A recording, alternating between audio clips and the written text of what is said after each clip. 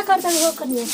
कुछ नहीं है दीदी सोचनी ना झाड़ू लगा मम्मी जी से छुट्टी ले बनी आ सोचो तई डॉक्टर सुना ना बक छोड़ा का हो कने के सोचो तई डॉक्टर चल जी अपना गांव में 2 दिन खातिर माई के तबीयत खराब है 4 दिन संभाल के अपन आईती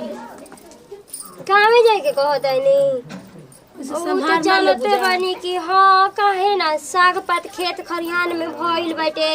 मम्मी जी से कहनी तो मम्मी जी कहले अड़ी कि ठीक बा चल जा देखते बानी कि सरसों काटे काटे हो गइल बाटे पाकिए गइल बा हो जात हमार माई घरे एको कोई नहीं खे ले जात मान ल के एगो तू बाड़ू एगो ऊ बिया एगो ऊ बाड़ी जा सब जनी बाऊ जा 3 जनी बाऊ जा एगो ननद बाड़ी 2 गोतिनी बाऊ जा ना वो तो बात बटल नहीं बाजी दीदी काहे ना संभारब जब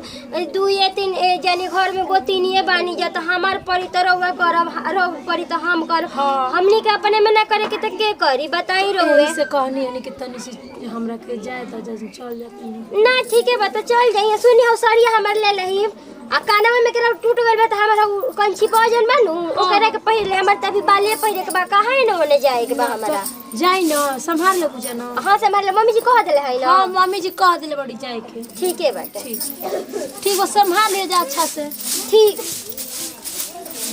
घर में आदमी पान अगर ना करियन धरियन तो के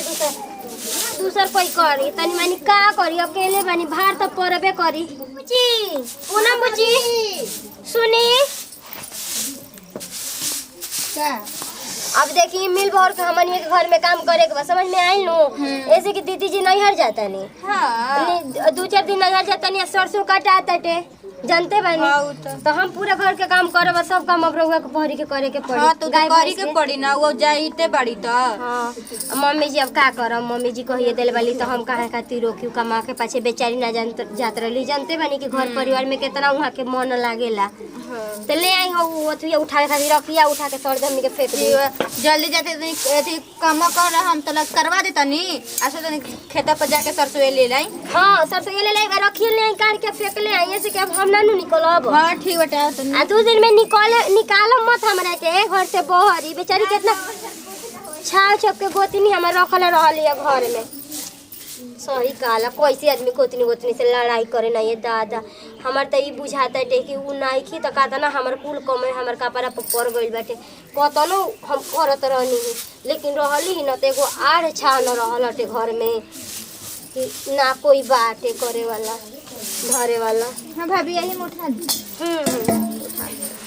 मतलब तू कैसे सोच लेलू हो कि हम मतलब घर में से निकाल देम 2 दिन खातिर ना ये बुची जी हुए ना हम कहनी हमरा के निकले मत देही ना ओसन बात नहीं है ना दीदी जी रहत रहनी तो कतनो कमाओ करत रहनी हम तो बुझात नहीं के ऐसा लागे छोड़ा ना हम हाथ गंदा हो गई नु हम उठा देते नहीं अब बात ओसे का हाथ गंदा हो गई तो फिर होई नहीं रो ऐसन बात करी ना हम ये बुची जी रहुआ चली तो हम कैसे रह दी रुक जाइए फिर लेके आवत नहीं पानी ठीक बने क्या जल्दी काहे कैसन दिन भइल बनी कने गोल लागत दे अरे बुचिया गाल बा आ बड़ा फॉलो करे आइलू हो हां ठीक है देखते बड़ू अरे लखन चाचा के रहे टेम्पू है जे उतर देला दे हां बेटा गेलन बजरिया में तो कहतन कि कहां रे तुम कनी न के जा तनी घर हां ठीक है कहलुआ टाइम से लिया के छोड़ देना त ना तब का अब बुचिया कहतन कि जिम्मेवारी के करप त खेलुआ घर के हो गोतनी 2 गो बाईसन एगो ननद बाड़ी हो जा अच्छा चलो तब कोनो बात नहीं सास बाड़ी सब जनी बाई जब कौन की बच्चे संभाल ली है मम्मी जी से छुट्टी मांग ले ठीक है बता माई के तबीयत ठीक ठाक रहलो है ना हां तू ए दीदी जी ले है पानी पी गोड़ लागत नहीं कैसे आईनी हां अच्छी कैसे नहीं गाड़ी से नहीं इनकर मजाक करके आ गई जाते चाय बनाओ तनी ना चाय बना दी ना हां हां मैं पूछ के बनाइबू जे बनावा अच्छा लड़की हमारा में तो लड़किया ले पूछा तर कि चाय बना दी ना पूछे बिना कहला कि सोच बकिया की का हियो आ जाए दे भाई आलू चॉप बनवा दे आए दुलही हां मम्मी जी अब बहुत तनी के आलू ये जन लिया में लला की तनी उबाल के ओकरा के तनी एक कढ़ाई को तनी मारे एक गमला तनी आलू चॉप छाना त बुचिया के मन करता मम्मी जी बना दे तनी भाई ऊपर से चट आए तू आऊ टमाटरवा के धनिया डाल के तनी लसोरे चटनी पीस दिया ठीक ना मिक्सर में पीस दे तनी हां हाथे टूट जैसी ले पीसा बुता छोड़ा बना ताटे और कुछ बाहर तो खराब रहे हमरा के बोलावे के बहाना बनी से आ का बोलाई जब जाना तनी कि सब तोहरे देखे सुने के बाटे तब का हम करी हो कैसे बोलाई आ ज्यादा कनिया में रहल है ना रह रही त बोलौले रहती। हां अरे बुचिया कौन हम डरा गने नहीं कि माई के फिर हुआ मार देलस का दौड़ ले आओ तनी हम इहो न गजब लड़की हिया। अरे भगवान लगन मत कसरे विपत्ति के बरा के हवा मारो तोरा सास के मारो कि तोर सास मर जा। अरे ऐसे कैसा रा पता नहीं हम दर मारले रहे अगर गोड़ा बताई जन को हां मारले रहे रे कुत्ती की गिरा रही त मुर रही मुचू के गए रहे गोड़ा बा। अच्छा जाए दे उहे त हमरा से फाटा हो गइल बाड़ी जब से तोर बियाह शादी करी न जाके ससुरा में एकदम फाटा हो गइल बाड़ी। चल मैं स्वेटर पहिन। अच्छा स्वेटरवा खोले में बेगवा हो जतई में दुवरिए पे ना टंगात रहे। अरे दुवरिए पे बेगवा ध देलु। अरे बाड़ू तू हम एक धरा घर में जतन कहता ना होई हमर लड़की बोलो तेरे भाई बहुत हवा मारे भीतर तो दुश्मन के हवा मारू रे हमरा के काहे हवा मारू मरचा तूर के का करतड़ हो अब बड़ी नीक पकौड़ी छानले रहलु बाक सही में दीदी। हां जानतड़ू सुनो हम बताओ तनी अपना हाथ के आदमी खात पलुआ छोड़ी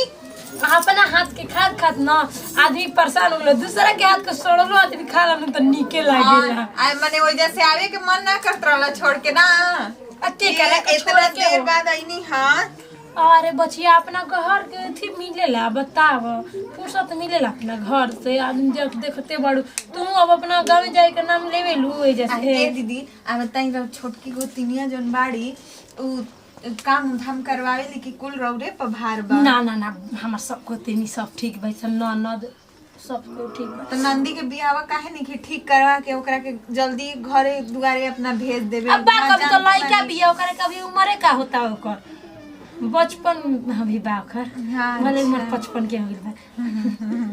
रगरू ना मजाक करे की आदत ना जाला ना जैसे एजा बोलत रही वैसे वहू जब बोलत तनी आ देखो हम तो सीधे सीधे कही ना कि घुआ के उतना मिलेला भले चरा फरो के उत मिल जाला। हां हां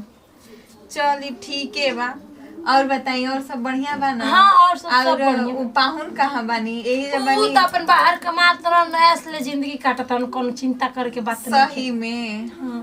चल त तनी से सुना ना काम को तनी माई का बोली माई कुछ ना बोली सुना तनी सी जोन नहीं कोची तो सब बजिए बनावे हो कौन तो ओला के। हां ओला कैसे करके बेसनवा में लपेट के अच्छा अच्छा पकौड़िया नहीं तनी उहे बना द बड़ी मन लद फद करत खाए के नैहर के बातें कुछ अलग हो। सही में दीदी। अच्छा ठीक बजाए दी हम बना देता नहीं हम बना के झट देना तुम चाय बिस्कुट तन भेजाओ माई भी बैठल बनी। अच्छा ठीक बजाई बना के लेके आओ तनी ठीक बा भेजाओ तनी अबे जाए द बड़ी अच्छा हमें हमर दीदी आवे नहीं तो एकदम से जीव खुश हो जाला। अब जाए द आइल बनी तो तनी 2-4 दिन रहम तो तनी बना खिया दी काज ने वजह मिलतो होई कि ना मिलत होई अकेले घर के यहाँ के करे के बाकुल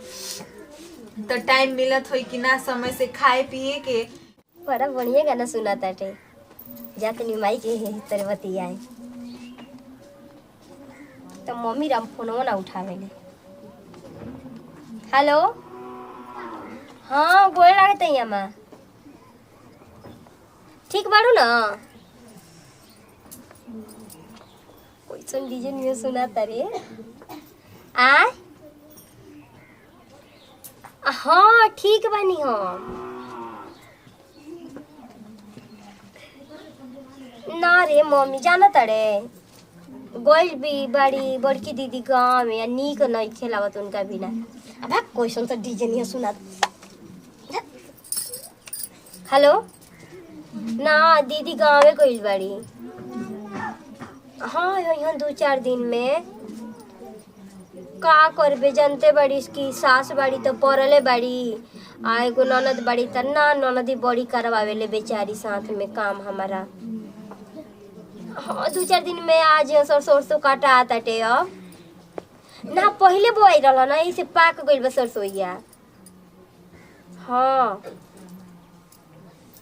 ना हो सब कुछ ठीक बा। अच्छा ये बताऊ कि हौ कस्तूरा फया के का भइल बेटे लइका आ जाए दे भगवान दूगो लइका एगो लइकी दे दहना निक हो गए। हाँ बेचारी उनकर माई चली गई। चल ठीक बारे मम्मी रखा तानी ये